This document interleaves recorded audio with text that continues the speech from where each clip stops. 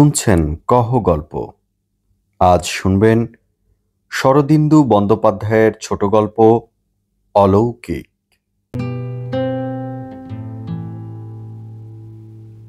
বর্ষা নামিবার সময় উত্তীর্ণ হইয়া গিয়াছে, কিন্তু এখনো বর্ষা নামে নাই। চারিদিকে আগুন ছুটিতেছে। দ্বিপ্রহরে তাপমান যন্ত্রের পারা অবলীলাক্রমে 118 পর্যন্ত উঠিয়া যায়।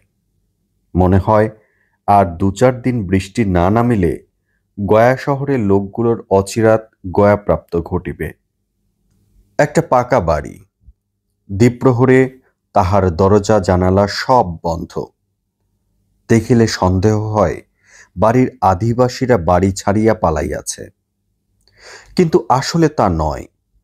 বাড়ির যিনি কর্তা তিনি গৃহিণী ও পুত্রবধূকে লইয়া দার্জিলিং পালাইয়াছেন বটে, কিন্তু বাকি সকলে বাড়িতেই আছেন।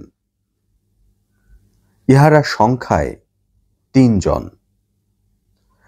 এক কর্তার পুত্র সুনীল, সে কলেজের ছুটিতে বাড়ি আসিয়া বিরহ এবং গ্রীষ্মের তাপে দগ্ধ হইতেছে, কারণ বউ দার্জিলিংয়ে। 2 সুনীলের বিবাহিতা ছোট বোন অনিলা, সে শ্বশুরবাড়ি হইতে অনেক দিন বাপের বাড়ি আসিয়াছে। শীঘ্রই শ্বশুর তাহাকে লইয়া যাইবেন, তাই সে দার্জিলিংয়ে যাইতে পারে নাই। 3 তাহাদের ঠাকুরমা, বৃদ্ধা, অতিশয় জবরদস্ত ও কড়া মেজাজের লোক। বাড়ি হইতে তাহাকে নড়ানো কাহারও সাধ্য নয়। দ্বিতলের একটি ঘরে অনিলা দ্বার বন্ধ করিয়া আঁচল ঘুরাইয়া ঘুরাইয়া নিজেকে বাতাস করিতে করিতে ঘুরিয়া বেড়াইতেছিল। আরেকটি ঘরে সুনীল লুঙ্গি পরিয়া গায়ে ভিজা গামছা জড়াইয়া মেঝের উপর পড়িয়াছিল। তাহার চক্ষু কড়ি কাঠের দিকে, মন দার্জিলিং পাহাড়ে।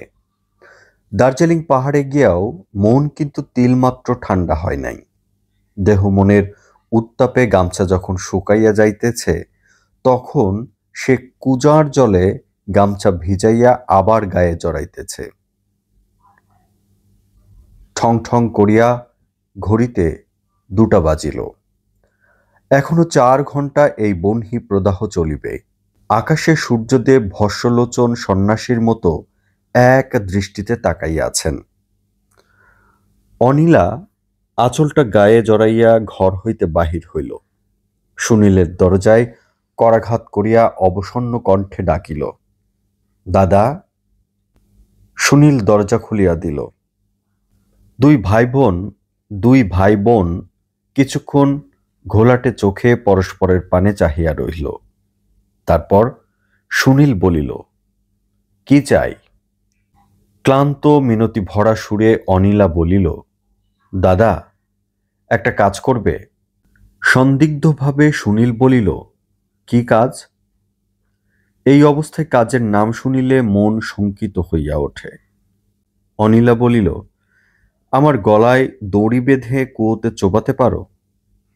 তবু যদি একটু ঠান্ডা পাই। সুনীল একটু বিবেচনা করিয়া বলিল, চোবাতে পারি, কিন্তু তাতে আমার লাভ কি? আমার শরীর তো ঠান্ডা হবে না। অনিলা বলিল, তোমার শরীর ঠান্ডার দরকার কি?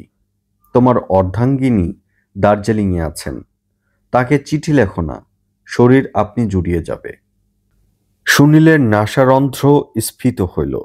সে বলিল, চিঠি লিখব? অর্ধাঙ্গিনীকে চিঠি লিখব?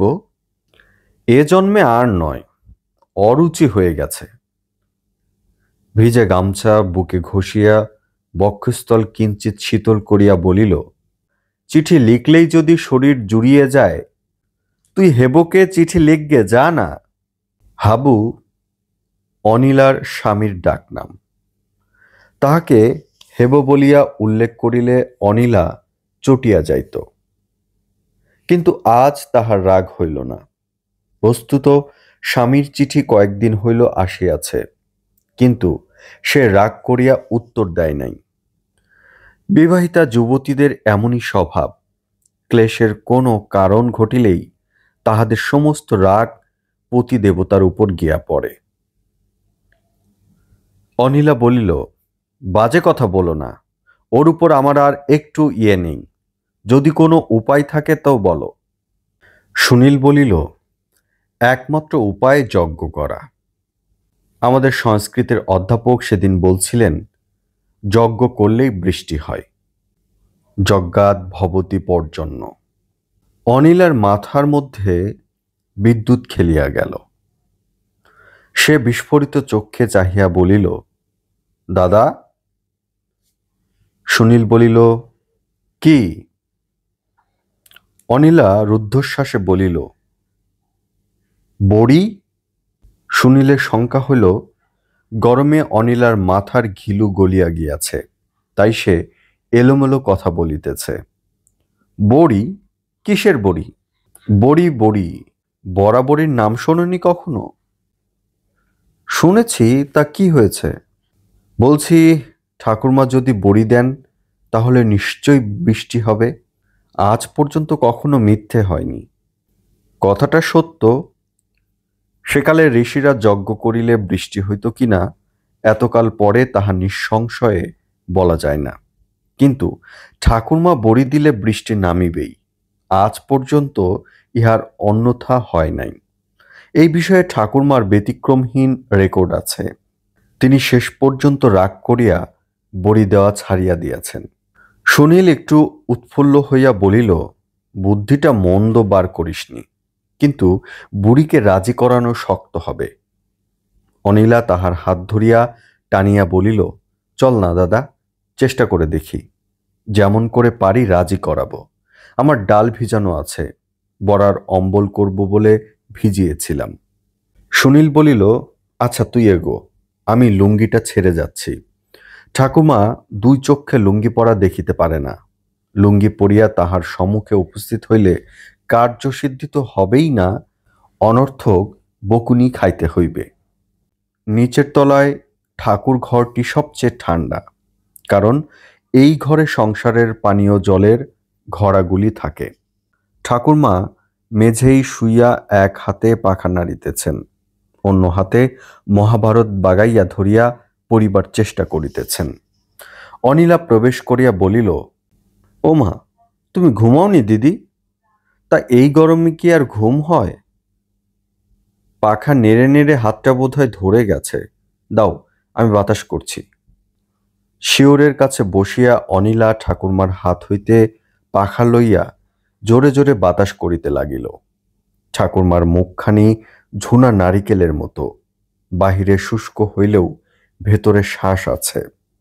তিনি নাতিনীর প্রতি একটা তীক্ষ্ণ কটাক্ষপাত করিলেন, কিন্তু কিছু বলিলেন না। অনিলা বলিল, বাবা, কি গরম পড়েছে এবার, চিংড়ি পোড়া হয়ে গেলুম। এমন গরম আগে আর কখনো পড়েনি। ঠাকুরমা বলিলেন, কেন পড়বে না, ফি বছরই পড়ে। এই সময় সুনীল প্রবেশ করিল, বিনা বাক্যব্যয়ে ঠাকুরমার পায়ের কাছে বসিল এবং তাহার একটা পা কোলের উপর তুলিয়া লইয়া টিপিতে আরম্ভ করিল। বৃদ্ধা ক্রুদ্ধ বিস্ময়ে ঘাড় তুলিয়া বলিলেন, নেলো, ঠ্যাং ছেড়ে দে শিগগির, আজ তোদের হয়েছে কি? সুনীল বলিল, হবে আবার কি, কিছু না। সবাই বলে আজকালের ছেলেমেয়েরা গুরুজনকে ভক্তি ছেদ্দা করতে জানে না, তাই দেখিয়ে দিচ্ছি, গুরুজনের মতো গুরুজন পেলেই ভক্তি ছেদ্দা করা যায়, বলিয়া আরো প্রবল বেগে পা টিপিতে লাগিল। অনিলা পাখা চালাইতে চালাইতে বলিল, যাই বলো, মা বাবা শ্বশুর শাশুড়ি সকলেরই আছে, তাদেরকে কি আমরা ভক্তি করি না? কিন্তু এমন ঠাম্মা কটা লোকের আছে, আমাদের কি ভাগ্য বল দেখি দাদা। ঠাকুরমা উঠিয়া বসিলেন, পর্যায়ক্রমে নাতি ও নাতনিকে নিরীক্ষণ করিয়া কড়া সুরে বলিলেন, কি মতলব তোদের বল দেখি? ঠিক দুপুরবেলা আমাকে হেদো কথা শোনাতে এলি কেন? সুনীল আহত স্বরে বলিল, কোথায় ভাবলাম দুপুরবেলাটা বৃথাই কেটে যাচ্ছে, যাই ঠাকুরমা সেবা করি গে, তবু পরকালের একটা কাজ হবে। তা তুমি বলছো ঘেদো কথা, তবে আর আমরা যাই কোথায়? বলিয়া গভীর দীর্ঘশ্বাস মোচন করিল। অনিলা বলিল, শুধু কি তাই? বাবা দার্জিলিং থেকে চিঠি লিখেছেন। তোরা ঠাকুরমার দেখাশোনা করছিস তো? বাবা যদি এসে দেখেন। ঠাকুরমা ধমক দিয়া বলিলেন, আহ গেল যা। ইনি আবার ঢাকের পেছনে ট্যামটে নিয়ে এলেন। যা বেরো আমার ঘর থেকে। দুটো ভূত পেতনি জুটেছে।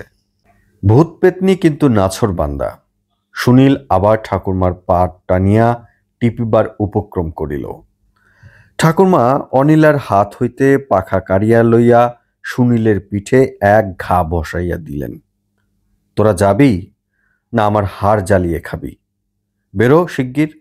আমি এখন ধ্রুপদীর রন্ধন উপাখ্যান পড়ছি। সুনীল এইরূপ একটা সুযোগেরই অপেক্ষা করিতেছিল। বলিয়া উঠিল, ধ্রুপদীর রন্ধন উপাখ্যান?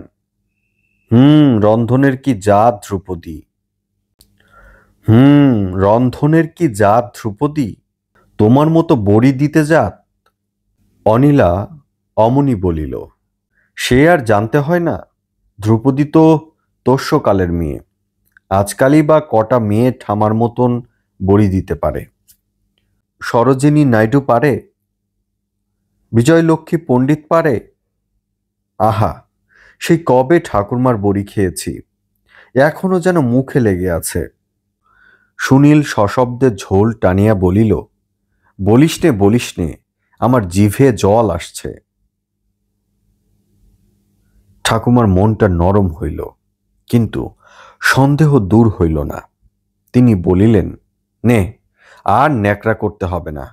আসল কথাটা কি তাই বল। কি চাস তোরা? সুনীল অবাক হইয়া বলিল, চাইবো আবার কি, তোমার সেবা করতে চাই। তবে বড়ির কথায় মনে পড়ে গেল, কতদিন তোমার বড়ি খাইনি। দুটি বড়ি পারো না দিদি?